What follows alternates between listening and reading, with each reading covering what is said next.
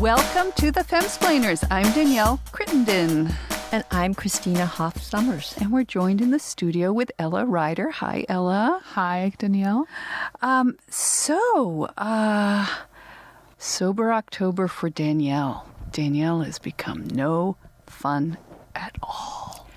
Your personality is suppressed a little, and you're... I'm trying to still be fun, but I've got to say, okay, no alcohol, okay, no cheating. If I cheat, I will reveal it, but I have not cheated.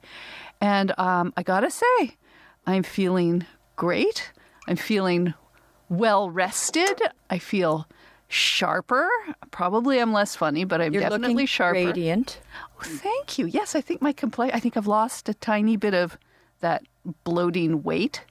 So I'm feeling pretty good. They say, I've been sort of studying this, they say that in the first week when you cut all booze out of your life, especially if you are known to indulge a little in it, that your body goes into a kind of, I don't want to say shock because it's a happy shock. It starts producing dopamine to make up for this radical sudden loss of alcohol. And so they call this, you go into this happy mood that they call a pink cloud. And I think I'm in that. Like I wake up in the morning and I feel like one of those Disney princesses. I want to sing and rush to the windows and throw open the drapes and sing to birds. And are you having delusions? Maybe. I don't know. Delirium tremens? No, I'm not having those because I'm sans booze. But anyway, I just want to let everybody, listeners, if you want to let us know, write to us. And let us know. So out of solidarity and friendship, I'm not drinking. Right, you've got a La Croix.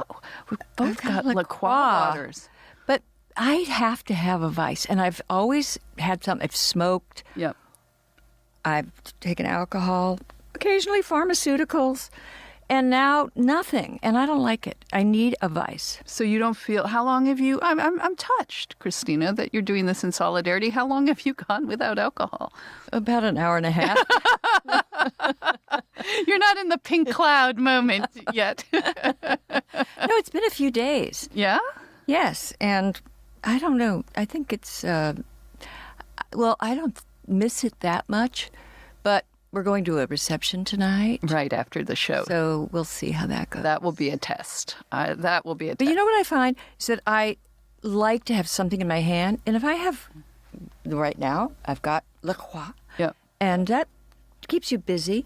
Yeah, it's something in your hand, but it's definitely no offense to the makers of this. I mean, we appreciate that it's flavored water with no calories. Not a sponsor. That wasn't an ad, but it does get a little boring. But anyway, I'm gonna power through this.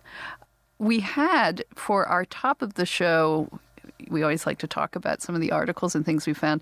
This week, a listener sent us a funny story which ties into the theme of Sober October. This was from Carl. And he said, "Isn't Danielle always worried that millennials aren't drinking enough or having enough sex?" I don't know. So I wouldn't describe it as a worry, Carl, but okay. Maybe they're just doing things in reverse. They have sex and then start drinking once nature has taken its course. And so he sent a story from Market Watch, which was headlined, "This might be why millennials are drinking more. Hint, they're short and loud." And the first line is, "Your kids really might be driving you to drink."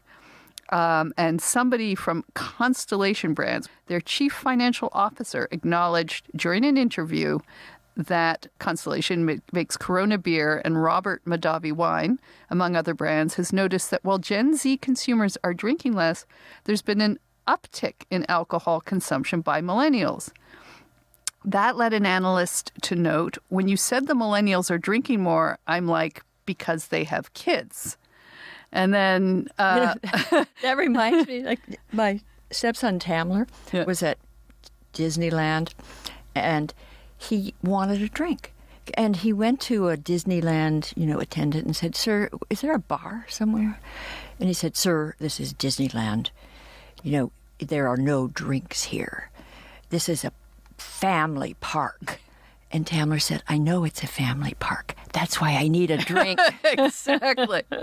Well, according to the CFO, he said, Well, I think that's exactly the answer. What we don't know, though, is will we see the same thing with Gen Z as they age? Will life get more stressful for them and they drink a letter more? But it's you know what? They too probably, early to tell. They just don't know how much alcohol can insulate you from life's arrows. Well, unfortunately, that's what's so great about it.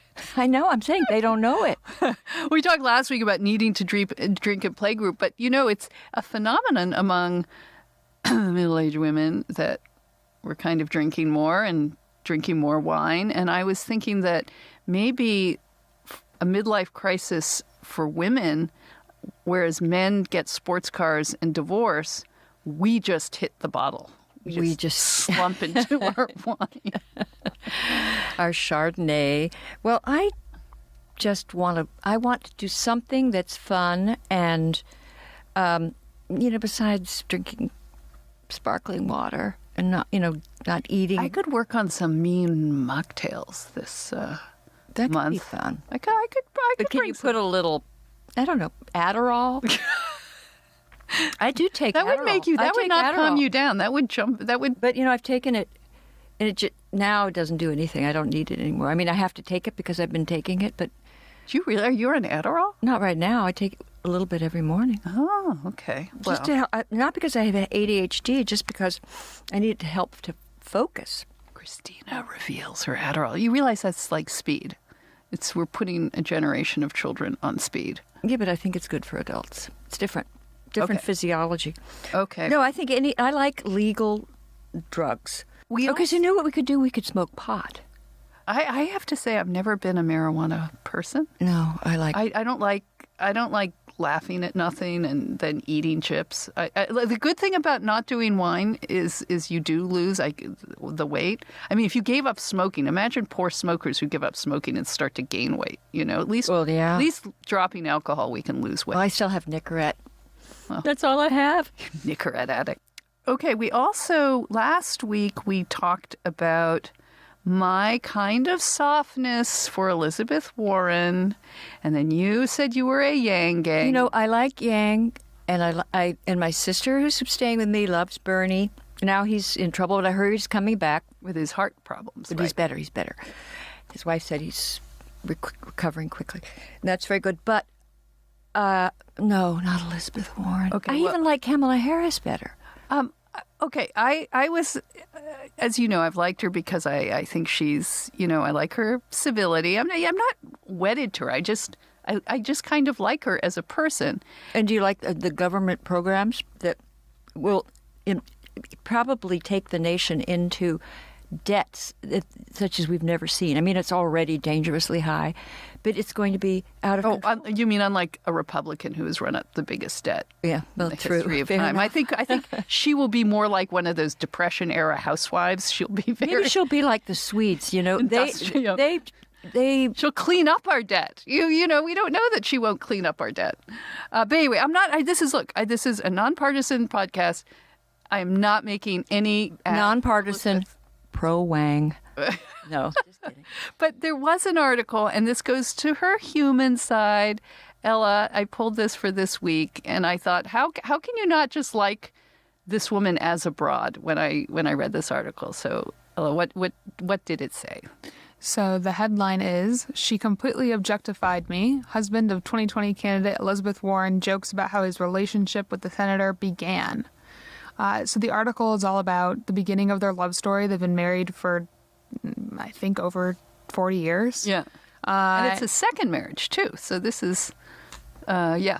But it's a second marriage. I want to hear from the first husband. Has he written a book? Not yet. Is he going to release a tape? Not yet. The sex tape is out there somewhere. But I don't know. I found this very... Yeah, she says she fell in love. Elizabeth Warren fell in love with her husband after first seeing him in shorts because of his good-looking legs, which made her go all in. And he joked that she had completely objectified him. But it was touching. It was all about how they're still in love and their marriage has been an adventure. And have you seen his photograph? No. Oh.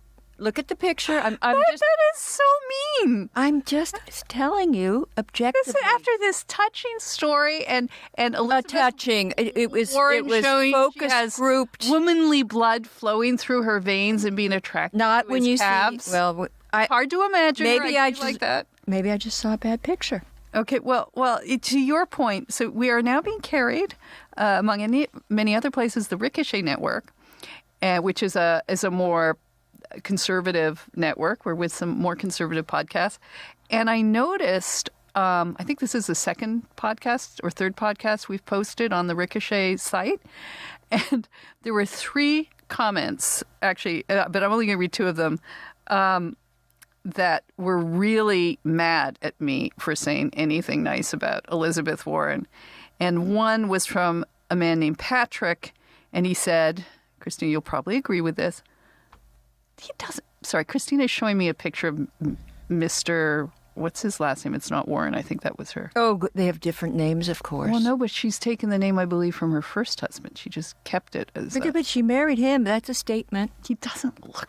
Okay, go on. Okay, from Patrick at Ricochet said, Elizabeth Warren is an annoying scold. If she gets the Dem nominations, Dems will lose even more male votes. Also, I am disappointed you do not recognize the damage socialism will do to our country. 100 million 20th century deaths due to socialism. Teach me to avoid any person pushing that camel's nose under the tent. I kind of agree with him. She's not going to bring... But look, here's a picture of her. Soviet Union communism. Now she looks cute. Okay, she's pretty. She looks definitely like a school teacher, even in her youth. I think she looks cute, and I think that hairstyle suits her. Anyway, never mind. Maybe our listeners can't see the photos. I know. So he thinks she's going to bring back Soviet-style communism, and Joe says, "So one of you kind of likes Elizabeth Warren. Do you consider yourself center-right? In what way?" I'm a self-hating Democrat. Yeah, I think that's a good. I'm a recovering Republican. Yeah, and that's why we get along. But I don't hate myself that much to fall for her. Well, I just like a woman admitting physical attraction for a man, and that's one of the things that she fell for him. All right, well, we'll have to see his calves. Do you have a picture of his calves? No, I don't think the Washington Post posted a picture of his calves. But, the next time they're at a rally, you know what we're all going to be doing? It's like looking at goggling his his calves.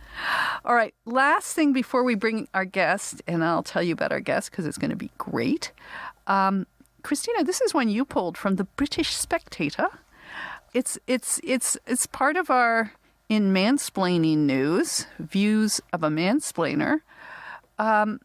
He complains, he's written a column saying, what do men really want? A man with a beautiful house. And the writer is aptly named Cosmo Landsman. He's basically saying it's not about having a big penis, but a big house. That's all women, at least in England, want. So Landsman writes, so is the idea that women will love you for who you are simply a romantic myth? No. Women will love you for who you are. They just won't marry you for who you are. They won't have babies with you for who you are unless you have a big, beautiful house. And his research or data for this is he goes to an ex-girlfriend. This is what we call, British ways of amassing data. He went to an ex-girlfriend and years ago, he says, rejected my proposal of marriage, claimed at the time it was because she just didn't want to, but eventually conceded that, yes, my housing situation was a major factor. Quote, women want the security of being with a man who has substantial property, she said. I guess that's not a euphemism either. Big tracts of land. It's something hardwired into us. Well, here's what I don't understand. First of all, when I was dating and younger, and nobody had a house because you were young. So that is odd. I mean, I suppose he's talking about older women. But even as an older woman, I think if I went to someone's house and it was beautifully appointed, I would think he might be gay. Yes, or like the Henry Higgins problem. That would be then the bachelor. I think that's a problem. A lot of men, they're not getting married or thinking about it till their late 30s now. And then they develop these, beautiful man caves, but they have the same Henry Higgins problem of unless they are architects. Men who are architects have good taste and their houses are beautiful. It's usually a steer. A steer? Like men's and architects' houses tend to be that sort of super austere. Yeah. Yeah, too modern. Too sharp edges. Cold. And I don't like that. And so I would be worried that I couldn't impose my aesthetic because he had such strong and rigid opinions. So that would be, really a danger zone because I love to decorate. Yeah. And you'd have to bring in what do we call your style of decoration? Parisian whorehouse. Christina has cushions and lamps with fringes on them, and it's very romantic. Pink lights. Yes, it's it's very bohemian chic, or it would not fit shabby. In with some Mies van der Rohe stark. And my late husband Fred just didn't really have any opinions. If he lived the way he wanted to, it would just be a complete mayhem and trash everywhere. When I met him, his house was frightening. Well, he was also an academic. Yeah. So he didn't care what I did. But once I went a little too far and painted the whole downstairs area of a condo we were living in Brookline. I painted it. I thought it was, it was pink. Not blush. I had a Not different rose. color. And he just said, I guess I like it. And then my grandmother came in and said, you've painted the whole house pink. Your Auntie Eliza, your Aunt Elvira painted a house pink and no man would come near her. So I don't know. So I haven't painted. I do have a pink door now. You do. But no, it's pretty. But I think, this man is, I mean, he cites, of course, the most classic example from literature that we... Oh, Elizabeth Bennet. Yes, and Jane Austen, Pride and Prejudice. When did you change your mind about Mr. Darcy? I believe it must date from seeing his beautiful grounds at Pemberley. That's right. No, I think this is maybe, as you point out, this is a problem of older dating, and I mean, it's true. It's a stereotype that women want someone of means, and as he points out, he says he'll put up with some short men with bad breath if they have a big. They're not so short when they stand on their big house. But I think it is unless you are running with the sons of oligarchs, I think you're going to sort of romantic to share that barefoot in the park experience of building your life and house, apartment, whatever, together. And I think there is this danger of a man who has his whole house set up and not set really a lot ways. Of room for you in it. I remember a bachelor friend of ours, a good friend of my husband's, and that time he collected records and CDs, like very heavily into music. So he had shelves and shelves. Oh, I of music. hate that look. But with the CD and the CDs, but he was, he had the whole living room wired for the best possible sound. He knew, like, where in the living room you should speakers. sit. Remember? Right. Where, like, if you sit in this chair, you'll. And one day he was complaining that he wasn't married. David said to him, "Well, you realize if you were to be serious about a girl, she'd come into your apartment." And this man said yes, and she'd come and sit on your chair or walk around the apartment. He said yes. He said, then she would touch one of your records. And he went, she can't touch my records. I think that's the problem. So I'd watch for that. But anyway, let's talk about our guest today, because this is a great topic, especially for right now. So we're going to talk about conservative women today, conservative women in politics, conservative women and why they're supporting Trump, despite his views on women. And our guest is Amanda Carpenter, who many of our listeners will recognize as a regular contributor to CNN. But she has impeccable conservative credentials. She was a columnist for the Washington Times. She was a congressional correspondent for Human Events. She worked at townhall.com as its national political reporter, all very conservative sites. And then during the election, the 2016 election, she worked with Ted Cruz as his speechwriter and I think strategist.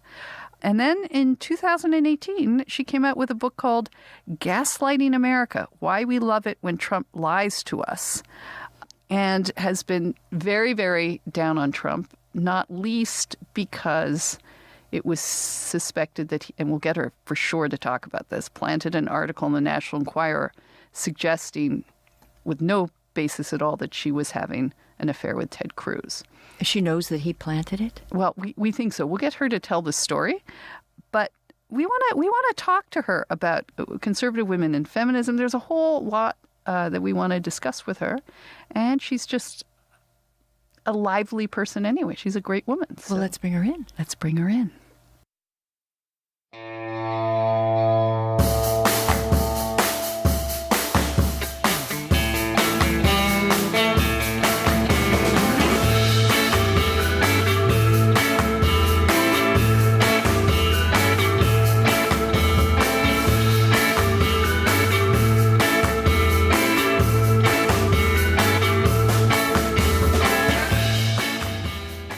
Amanda, welcome to the Femsplainers. Hey, thanks for having me. Oh, it's great to have you. So we are fascinated by the enduring manly appeal of Donald Trump to conservative women. And I mean, I need to see more women who don't get a paycheck from him or don't have the last name Trump out there defending him in public before I fully even believe that's a huge phenomenon.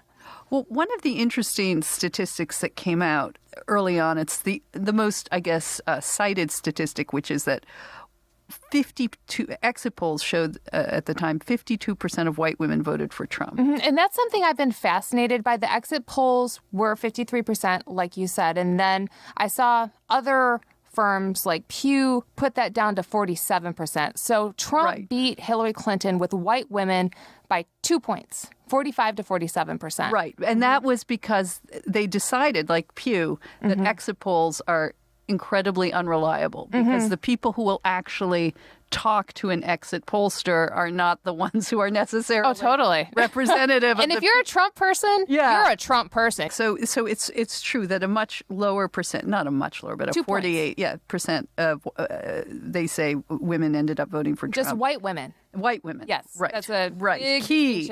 And the college educated and younger women did not. He was not popular amongst them. But let's go back to we mentioned. Like, I want to just get any bias, Amanda, out of the way right now. That was one of the reasons that propelled your book, Gaslighting America, the fact that you got kind of... Gaslit? Gaslit. Yes, that was the reason for the title. Tell us this story, and then we can move on, but it's fascinating. I laugh because I can't cry or break something nearby. I write about it in the book. I was gaslit on live television during the Republican primary.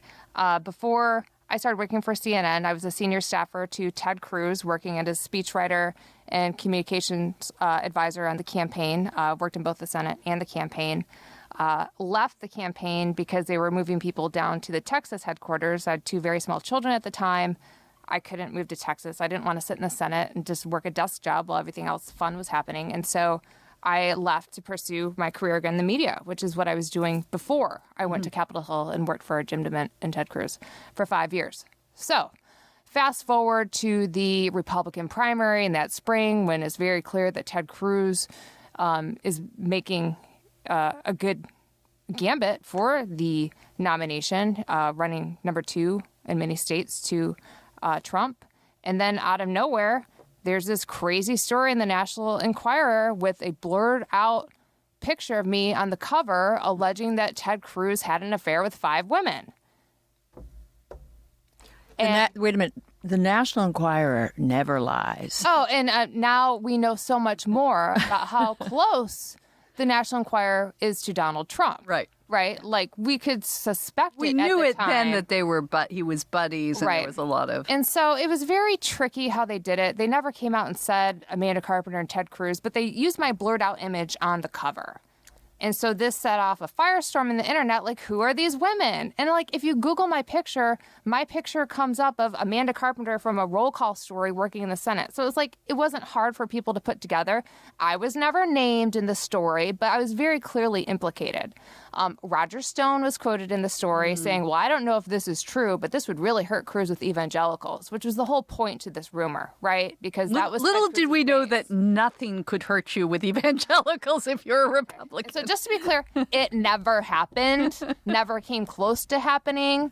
I have a very strong marriage, would never even think about this happening. And to be fair, so does he. Yeah. I mean, the Cruz whole has thing a is very just strong ridiculous. Ridiculous. And so it probably wouldn't have maybe went anywhere except for the fact I was working for CNN. And the story came out, I had to talk to all my supervisors at CNN, get grilled by them, have to go through my calendar of like, okay, was there ever a time this could have been true? Like, I had to imagine how it could be true, even though it wasn't, to figure out how to defend myself. Sorry, you mean your bosses wanted you to? They took it seriously? No, I had to do it for myself. They had to ask, everybody was at, you don't understand, it was a witch hunt, to borrow one of Donald Trump's favorite terms, to figure out how I could be taken down. I mean, it wasn't about me. It was about hurting Cruz's campaign, but it was about my family and my marriage. People were calling my husband from, his friends from high school saying, hey, buddy, if you ever need to talk, it might be a tough time for you. God. I had to talk to his parents, my in-laws, and say, this is coming.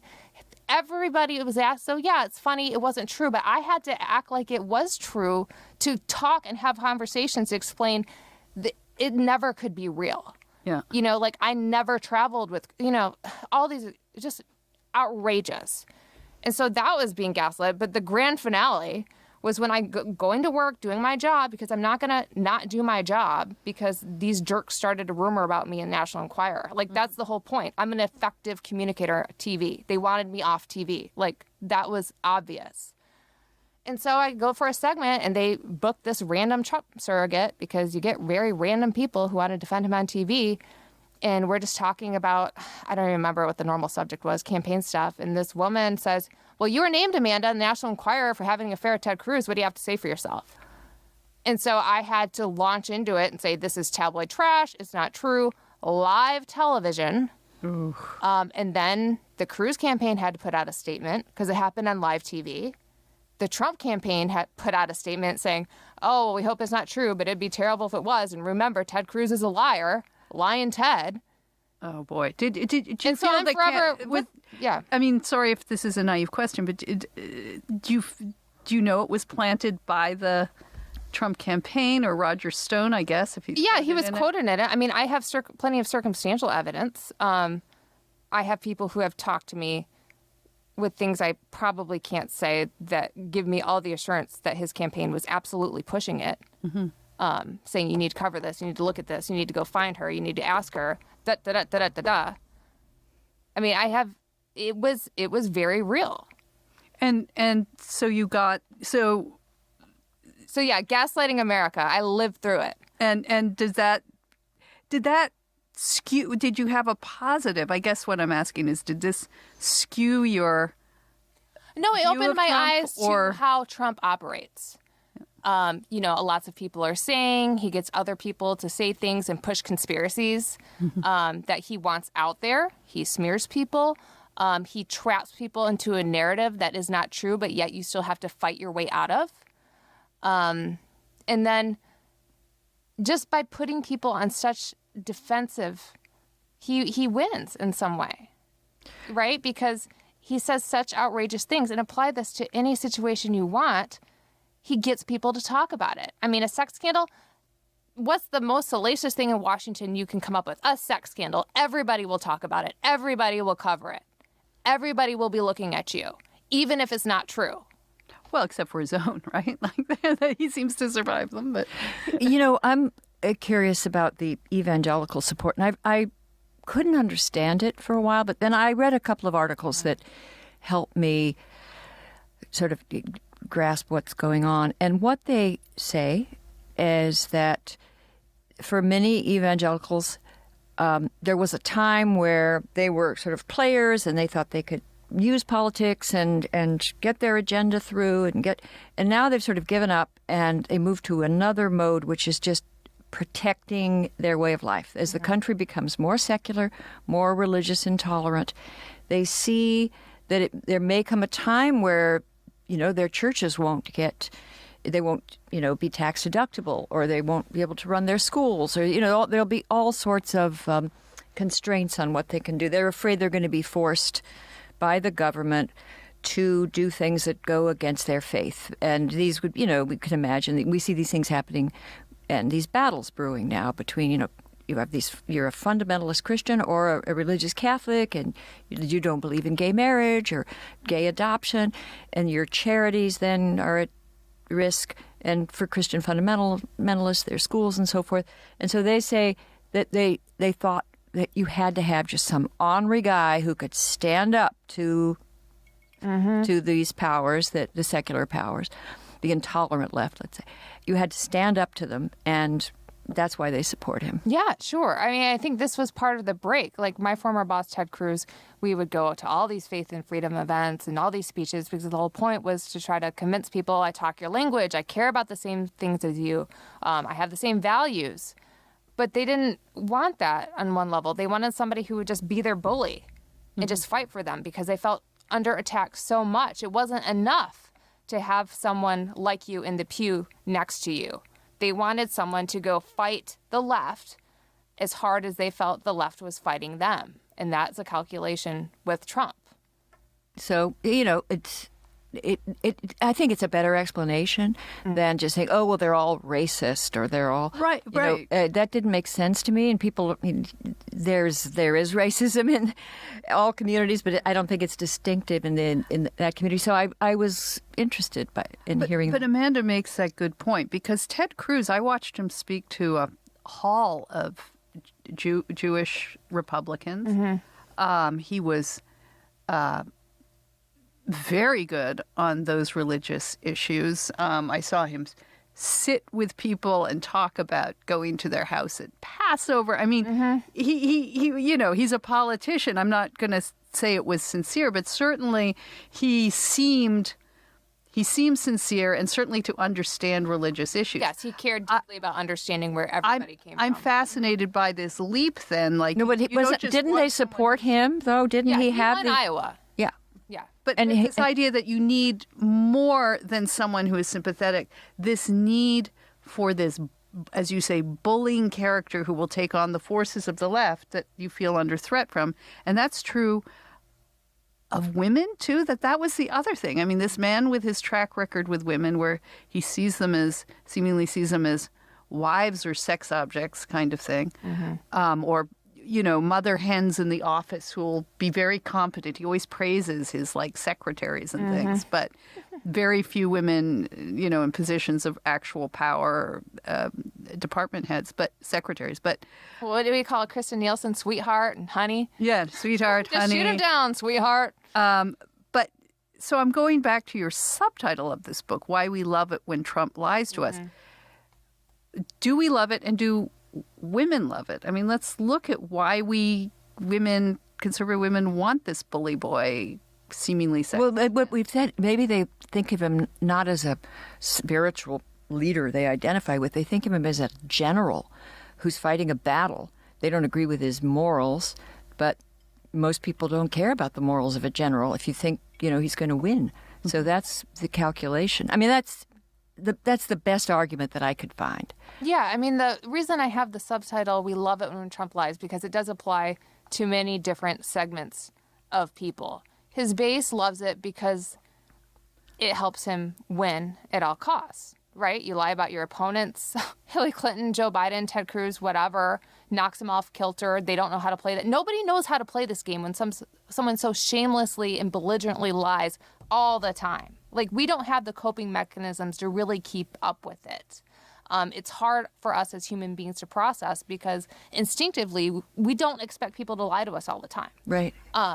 But what his base likes is because it's this constant chaos that's created, especially when he fights the media with these lies, right? Because there's a lot of conservatives that believe the media is biased. And so he just dives headlong in and creates these lies and these narratives. And the media loves it because there's always something to cover. I mean, as much as we, me as a CNN person and media figure complain about the lies, we can't turn away from it. Doesn't that help him? The media's fixate on him. I mean, I think the media elected him last time because he was constantly on television. Yeah, it's an abusive relationship in many respects. I mean, the whole gaslighting thing is really a chauvinistic tactic used against women. And I think it fits Trump perfectly because you are constantly assaulting people with lies.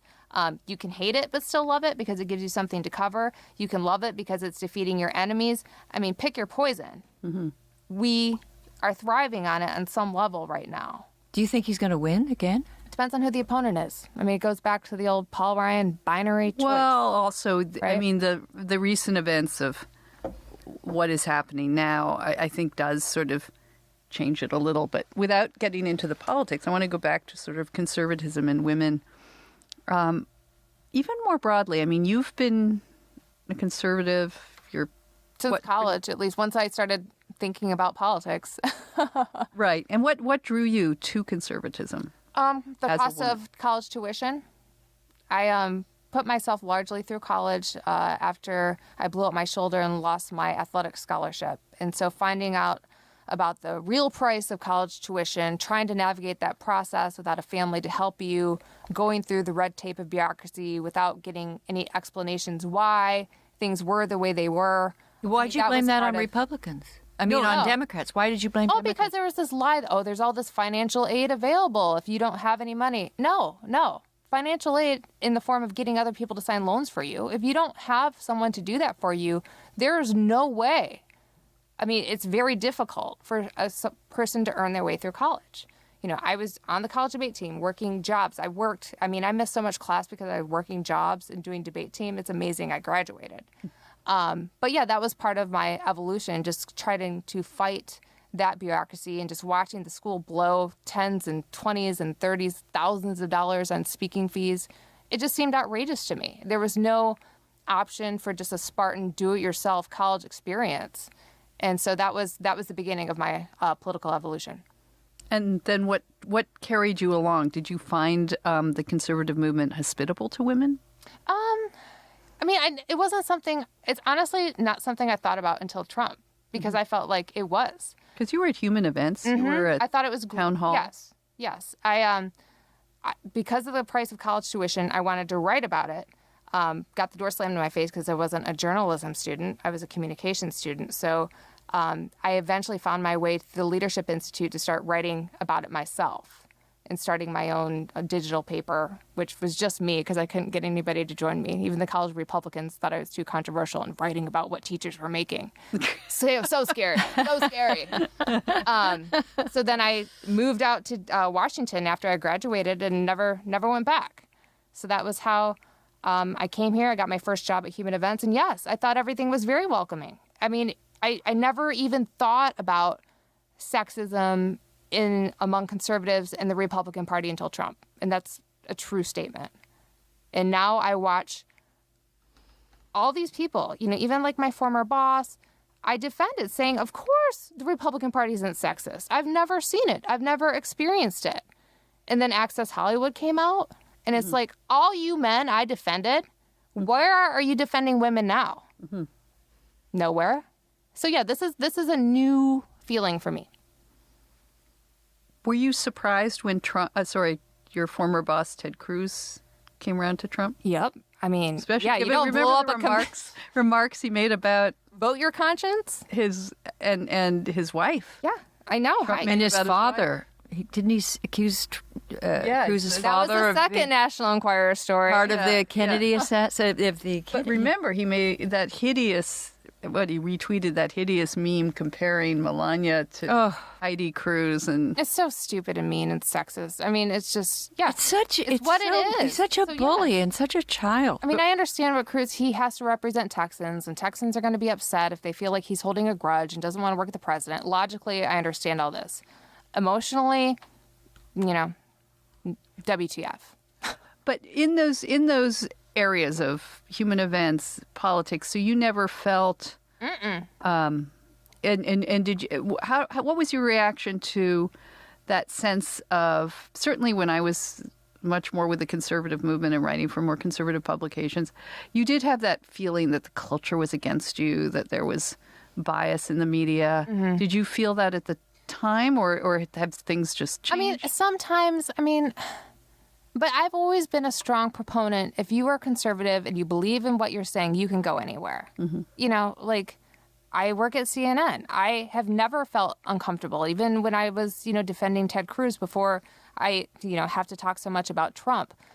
I just, I think, yes, there's part of it's true, but it's much more a marketing gimmick to keep people committed to shows like the Rush Limbaugh Show and Fox News than anything else, right? Like it's a constant tirade of these mega successful networks telling their viewers and listeners that they are the victim and you can't trust anybody else to keep them on those stations. It's a marketing tactic more than anything in my eyes at this point. Right, but even the women like on Fox, they're all, I like looking at those old pictures of Megyn Kelly when she was at Fox. She looks like a cocktail waitress. Like she's such a serious woman and a good reporter and was awesome at the debates. And then you got trashed in that very sexist way by Donald Trump. Oh yeah, his war on Fox News was getting dissenting voices. Because she dared ask him about what he said about women. Right. So she's dolled up like this cocktail waitress, but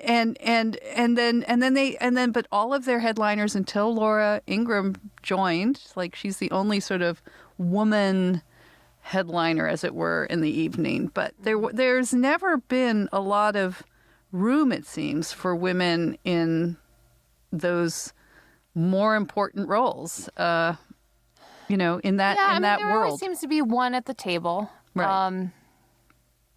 Well, the Democrats have made much more of an effort to recruit women candidates, and I think that's a huge mistake, the conservative movement. And I've seen it as someone outside. You used to be inside the conservative movement, and both of you, and I'm always been an outsider, and have never understood it because there's a major force on the left, which are all of these think tanks and institutes and departments that, in the universities that are doing cultural studies and research, promoting a very leftist point of view.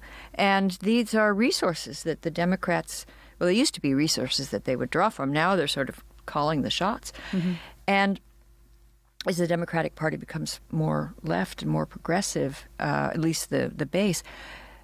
But so then, as a disaffected Democrat, I would speak to conservative groups, and they just were even groups of senators and congressmen who were clueless about women's issues and just had never thought about them, had no position, and were completely unprepared and made so many mistakes. Christina, you and I go way back, Amanda, that when I first started writing about these issues, we were writing similar themes. You stole feminism, my book, What Our Mothers Didn't Tell Us. And we were very embraced for this message that the feminist movement of the time was not representing women. And I was writing as a liberal feminist, and I thought I was writing the same way as I was conservative politically, but I was like a modern woman. I wanted everything that the feminists purported to want for us.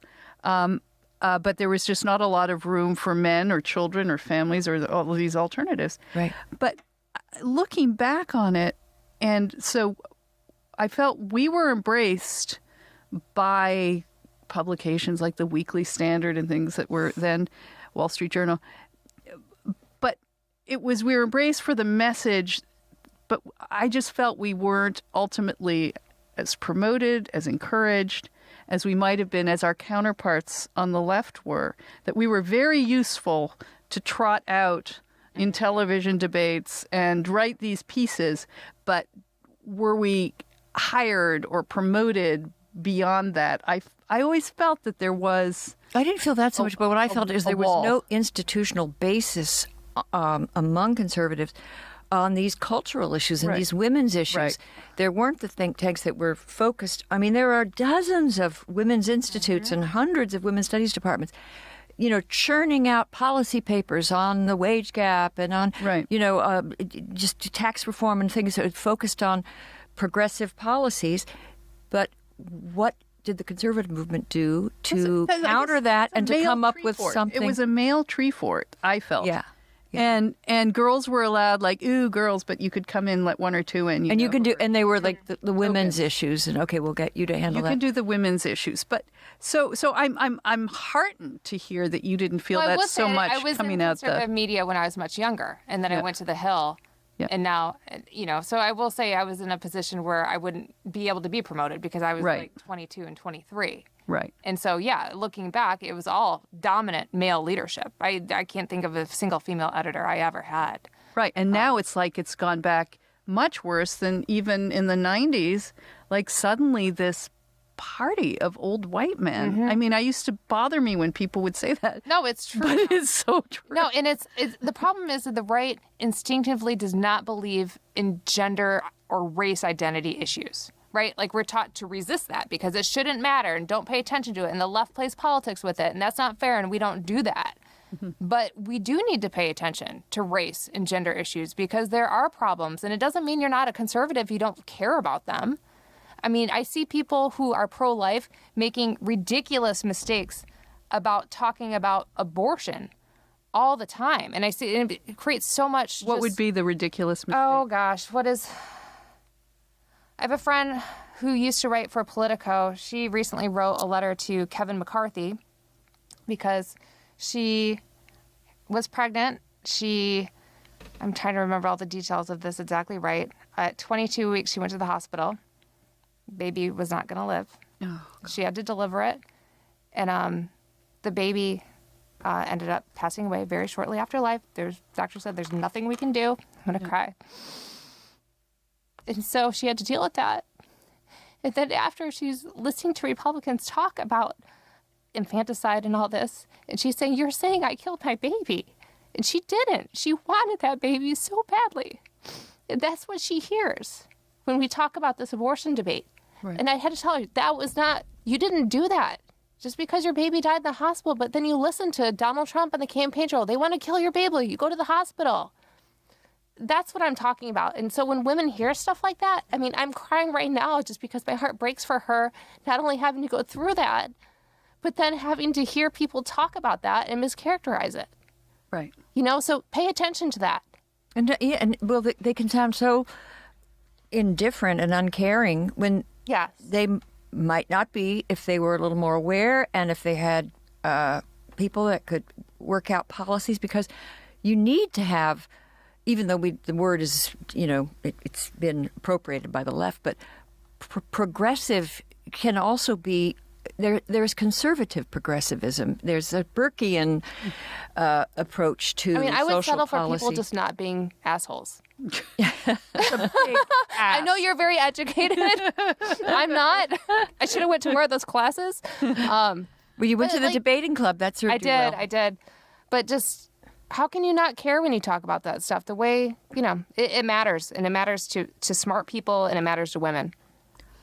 Well, but again, I like a lot of libertarian policies, for example. Mm-hmm. And I was very happy to find Deirdre McCloskey, who's an economist, and she calls herself a bleeding heart libertarian and a motherly libertarian. And she's able to explain these policies that are about, small government and so forth, and not, leaving a lot to civil society and to individuals.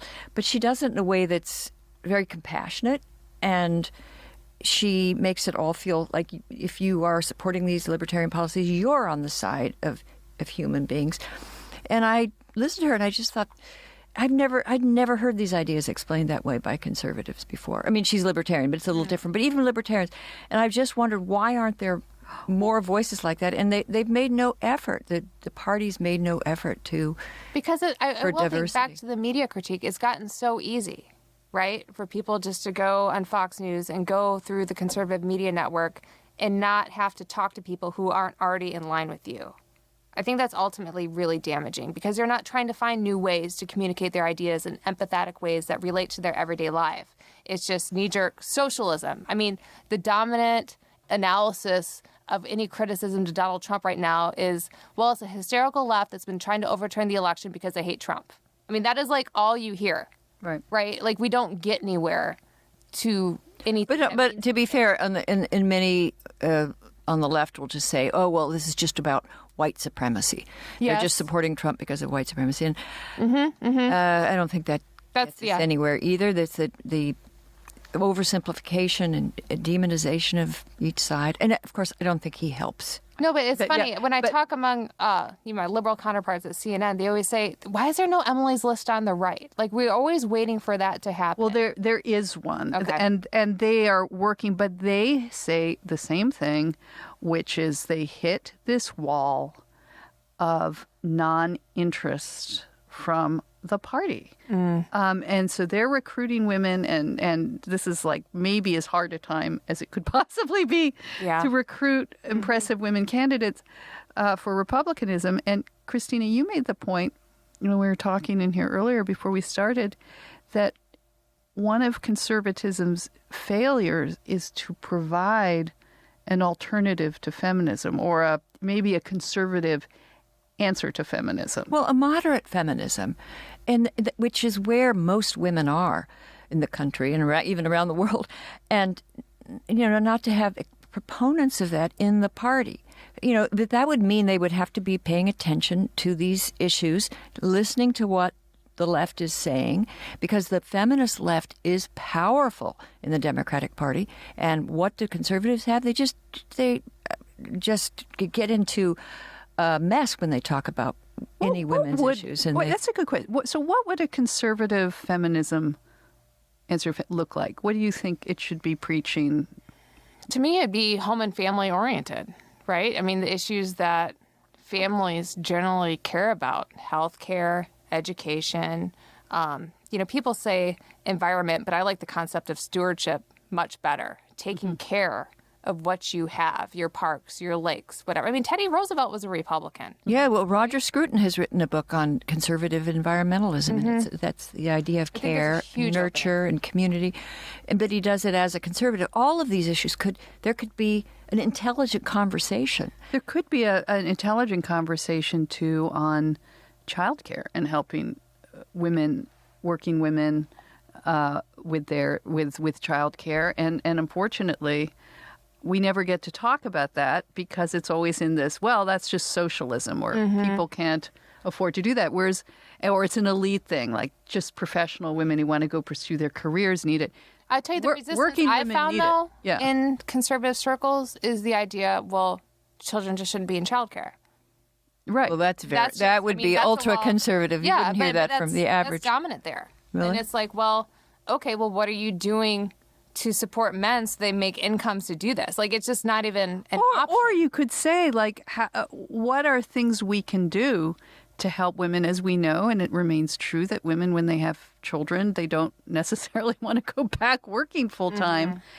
And they don't necessarily want to put their children in, 12-hour daycare center, their babies. So, but then that's where the argument stops, and we don't go beyond that and look at systems and incentives and corporate I will solutions. Think to make any headway in the Republican Party, it has to be branded as family care, because too many people tune out once you say women's issues and children. They just, nope, that doesn't have anything to do with me.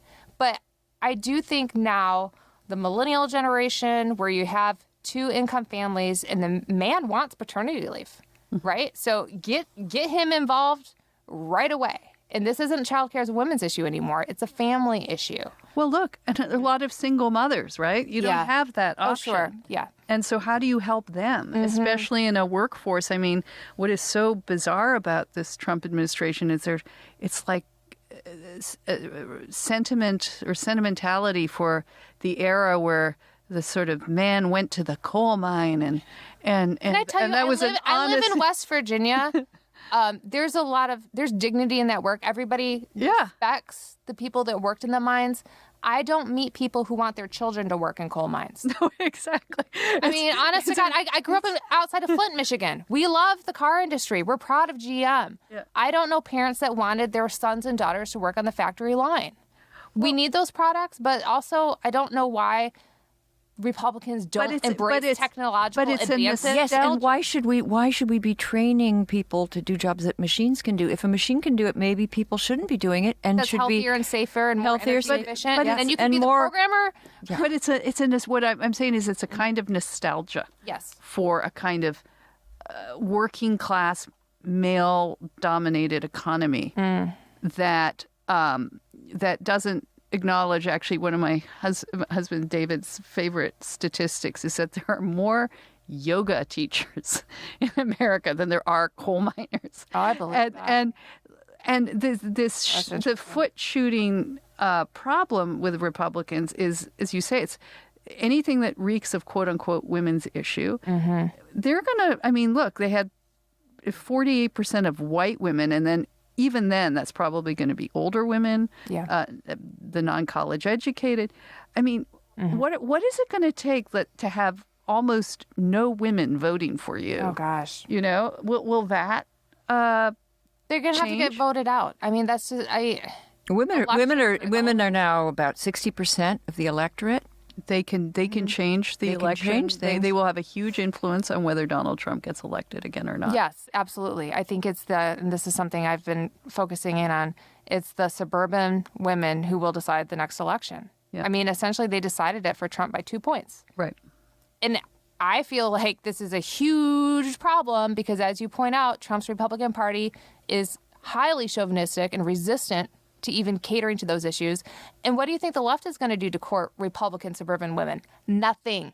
They're not going to do anything. No, and they can go further and further to the left. So what are these women going to do? I mean, it's a well, what's the country going to do? Because this polarization it's extreme. Both parties have become more extreme, and there's no one.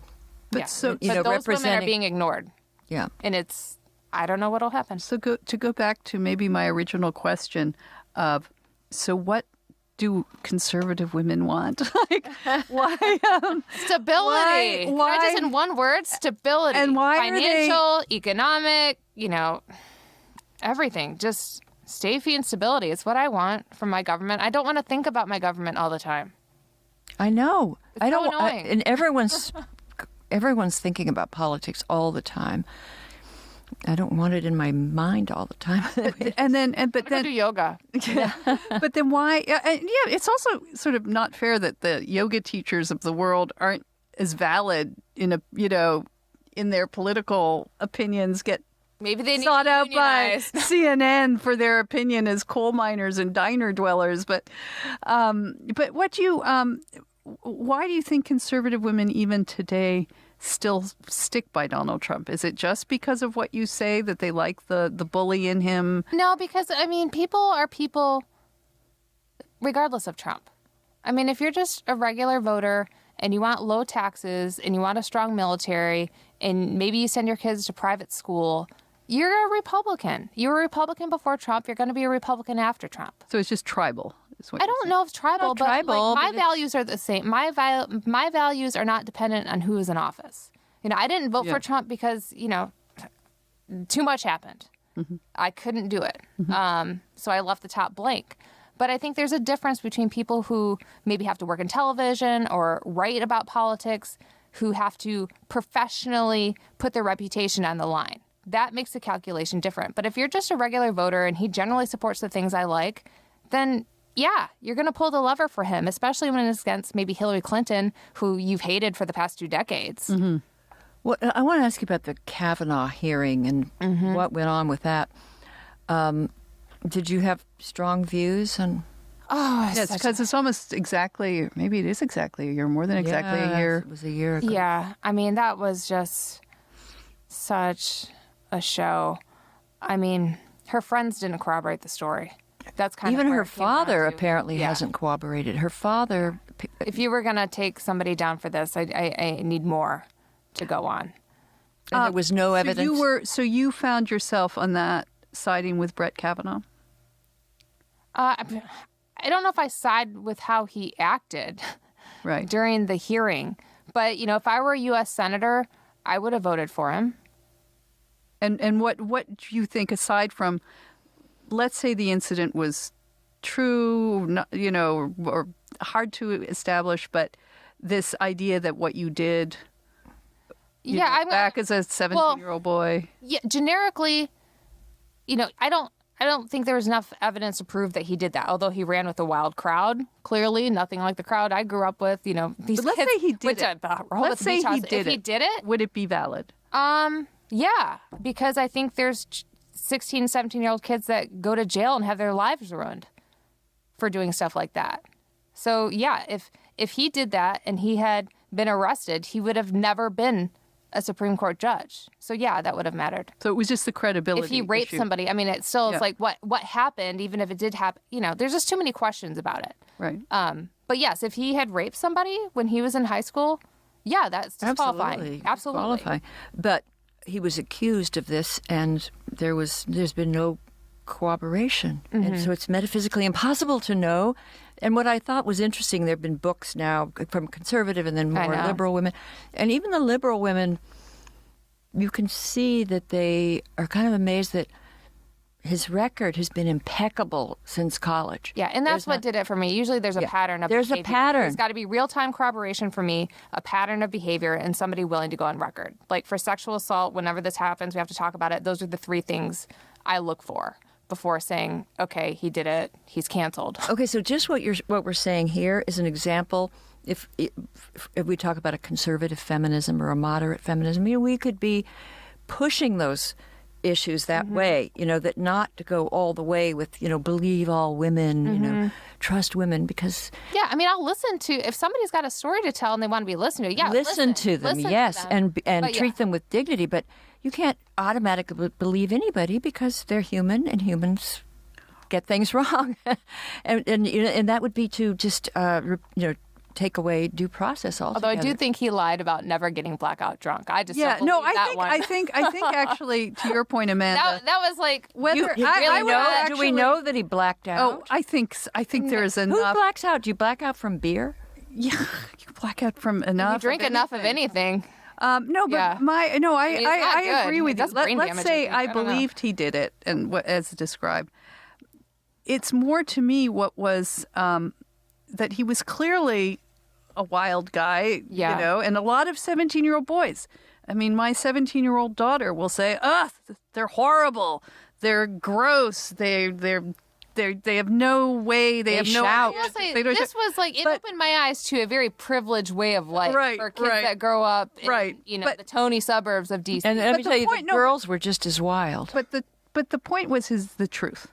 That was what disturbed me, that whether this happened or not, his honesty about, if he had just said, I drank a lot. I probably drank too much. He said I like beer. He did. That's not I like. I know. He did. He didn't. I know. Really when we went after Amy Klobuchar, like another sort of women's moment, saying, "Do you ever get blackout drunk?" When her dad was an alcoholic who she turned in to the cops for being an alcoholic. Yeah. Like, come on, have some tact. He could have just said, I did a lot of things, heavy drinking that I regret. Yeah, but I know I never did that. I know I never did that. Anyway, okay, last question, because now you have to go and we're getting to the end of our time, but this is my most pressing question for Amanda. Sounds intense. Why the facial hair on Ted Cruz? Oh, I don't know. I know you're not intimate with him that way. No. But no. Why has he grown a beard? Do we know? I don't know. Do you like it? It looks pretty good. I mean, women change their hair all the time. Yeah. I have a theory about women and hair. Have I ever told you my theory? That when a woman is going through a big change of life, or it could be anything. It could be like changing jobs or having a child or getting ready to get married. She'll do something to her hair. She expresses it through her hair. So depending on the change of life, it could be drastic. It could be a perm. It could be going from long to short hair. And if it's milder, it's just like maybe a different color, a different tint. I have this theory about men and facial hair, that his decision to go from clean shaven to full beard, I wonder, I'm trying to think of, is there a male equivalent to this? Is there a... Paul Ryan would do the beard. That was like during hunting season, though. He grew a beard when he left. Maybe it's... Yeah. Did you ever cut your hair really short? Oh, I used to cut it really short. It was a bad idea. I had a perm at one point in school. Those were the days I was like really, really pole skinny when I was like 12 or 13. Then I got a perm because it was the 70s. And my nickname became Q-tip. I've heard a theory about women that I actually think is true, is that when you kind of find your look, you find your look whenever you're happiest in life. And then even though you might change it later, you always go back to it because that's like when you were happiest. So like some women, they start wearing like really wild makeup. You know, even to the old age, they have like the blue makeup. Yeah. They were happiest when that was in style. Right. Or of another theory, your look is sort of what you did in, when you were 13 or 14 and learning how to put on makeup. You kind of stick to that. Yeah. Yeah. That explains your blue eyeshadow. No blue eyeshadow. But I did have those aggressive bangs for years. Yes, so we both did. We've talked about this. Yeah. But that was because I blame Linda Evangelista for that. Yeah. Oh, the really heavy bang? Yeah. Those are cute. But not on everyone. Yeah, well, those models, I mean, they can do anything. That's what's so annoying. It's like, oh, that might be cute on me. No, because I'm not a model. But I always think if women cut their hair really short, and I'm not going to say it. You have to be really good looking. You have to be really good looking or French. Or you're just saying, facial structure. I give up. No more sex. Like, who was the actress who shaved her head and she still looked gorgeous? Like she still, the one that shaved her head and burnt a number of them picture of the Pope. Yeah, I don't know. But anyway, okay, so you have no explanation for this? No, I don't. That was after I wasn't in the office. Sorry. Hoping you would crack the. Maybe men, like, it's a heavy beard. And I know they're, looking like somebody, a reenactor from the Revolution is fashionable right now with those huge beards. But he's gone sort of Orthodox Jewish on the heaviness of his beard, I feel. And maybe he's going to have payas. Maybe he's moving to converting, or do men hide behind their facial hair? Maybe he's this like sign he's lying low. Anyway, well, we'll have to get on a beard reader to maybe you'll have your first male guest to explain that. And we've had mansplainers. We've had mansplainers. We welcome mansplainers, but yeah. Okay. Well, Amanda, thank you so much for stopping by. All right, thank you. Really love having you.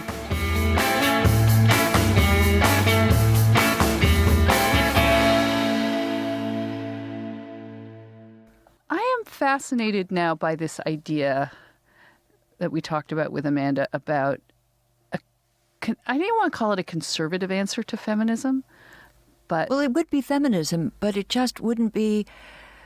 we just get such extreme forms, and now it seems to be so common to hear this, anger at men, and no one moderates, and no one... Well, and also no real policy thinking. I mean, that's the other thing, is the kind of absence... Maybe this is true on the left as well.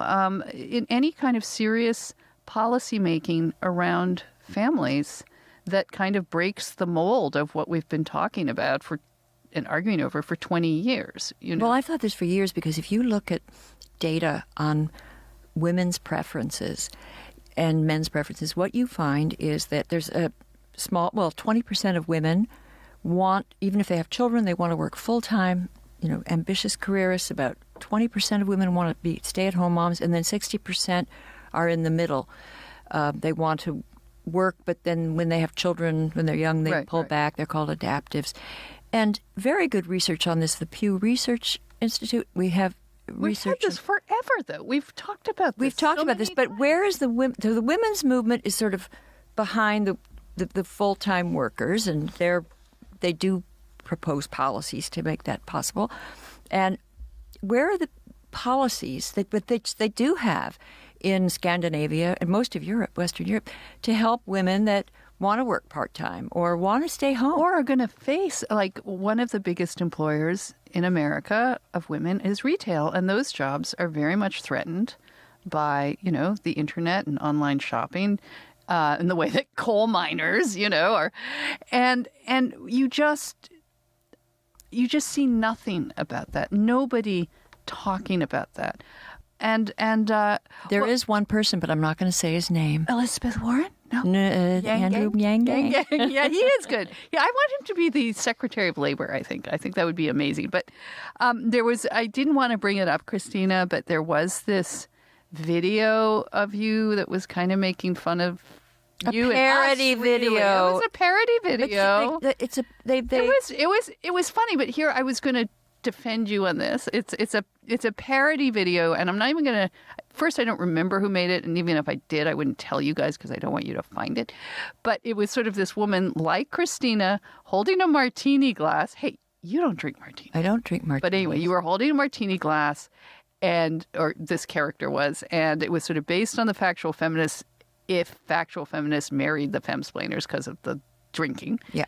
And it was sort of you saying, like, we don't need this big movement, women's movement, because no rights human rights in history have been achieved by big movements. And of course, then they have the video footage of all the big, human rights movements in the history. By extreme, no extreme black rights activism and everything has ever helped anyone. Right, except that we are at the point where the problems we have, we've cleared the big obstacles. I know they're pretending like they're the revolutionary vanguard, and we need we don't need a revolutionary vanguard. We've got the vote.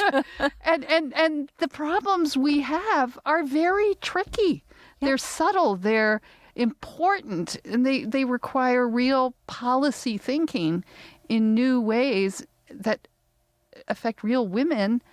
And we can't talk about these because we're all being apparently raped in our workforce. It's not to belittle those things, but it's, they've exaggerated. It's not the only thing that's going on in women's lives. But there should be organizations, there should be intellectuals, academics, researchers that support policies that are sensible and reasonable and attractive to mainstream women. Right. And we don't have that. And increasingly, the right is silent about it or oppositional to anything. Right. And the left is just too carried away with gender warrior politics. So.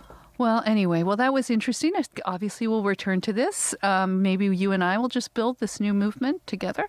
Christina looks tired. I'm too tired for a movement. You don't have your Kir Royale. This La Croix is bringing us down. Oh, they made fun of our Kir Royale. Yeah. And you're like now low energy, like Jeb Bush. I'm low energy. Anyway, well, let's wrap this up. Ella. Any listener reaction we should get to this week? Yes, we have a ton.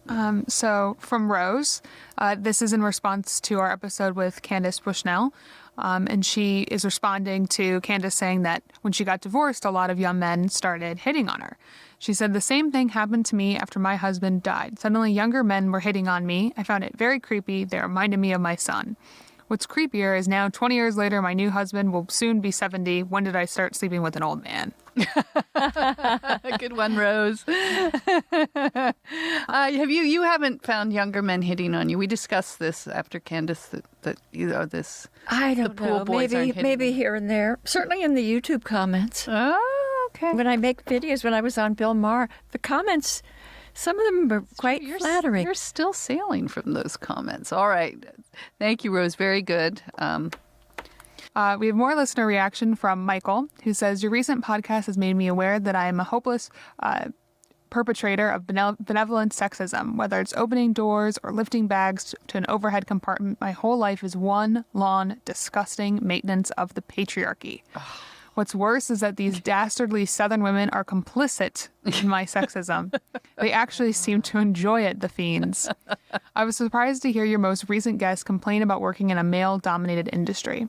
I'm a nurse anesthesiast and work with a mostly female cohort, and to a person, they all prefer to work with men, or they tell me that at any rate. Could it be that people just find things to complain about at work? Well, they like working with him. Yeah, I was going to say, I want to work with him. He says, I'm a huge fan of the show. I love to hear a feminist take on issues, serious and not. I also love your particular brand of feminism, i.e. the kind of feminism that still loves men. Yes. We're feminists who like men. That's what we need, a movement that represents the movement. That's part of the movement, for sure. All right. Well, we'll keep working on our policies that like men. And then Daniel says, good afternoon, ladies. I had the good fortune to see Christina on HBO with Bill Maher. Christina talked about the kinds of things and the way of thinking that I have worked hard to teach my daughter. I have been appalled at how hard it has been to raise a super strong-willed daughter in the face of a new feminism that wants her to live as a victim. I want her to be free to live as she wants and achieve her desires and to be able to care for herself in a tough world. And I've often felt that I'm in competition with a narrative that wants her to live afraid. Well, I agree with him. And she's lucky to have a father that's aware. A lot of parents aren't aware that their daughters are learning this, narrative of of fragility, and just, what I've called fainting couch feminism, that we're just these fragile little birds in need of protection, and from the all of the men in our lives, and overall, the world. As I always say, has there ever been a time where women had more freedom, opportunities, and safety, relative safety of an American woman compared to many other places is just not comparable, and many times in history. It's not perfect. That doesn't mean we don't keep improving. But at a time where we've made these major, major steps, they turn around and try to tell young women that they're also danger. To Danielle's point, your daughter's going to be strong, I think not least because she has a strong father figure, a strong supportive father in her life.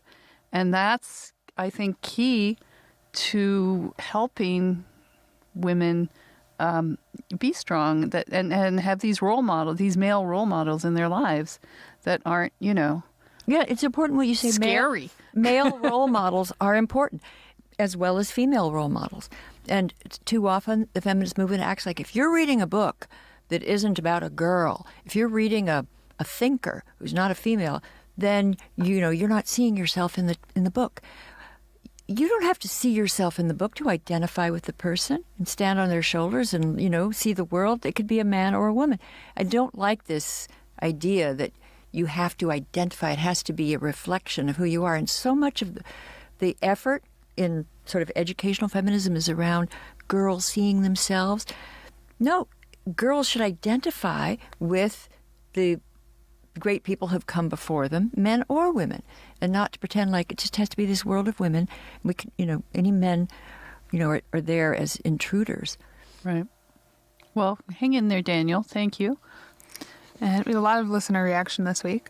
Elisa says, so this is in response to Christina being on Bill Maher on HBO. They're still coming in, Christina. Yeah.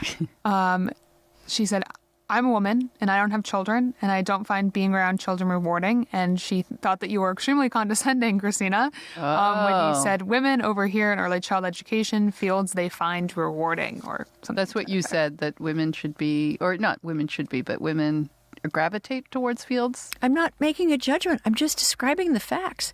Overall, there is a tendency for women to enter the caring and helping professions, and men are overrepresented in the people-free zones, as my friend calls them. Just, they're more likely to be the nuclear engineers or to work with machinery, to be car mechanics. You find more men wanting to do that.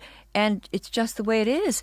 And we've tried to change preferences, and in these programs, vocational educational programs, there's a lot of effort to get it's the non-trads, get non-traditional fields for boys and non-traditional fields for girls. They try to mix them up, and it doesn't go very far. They haven't made that many changes in many, many professions.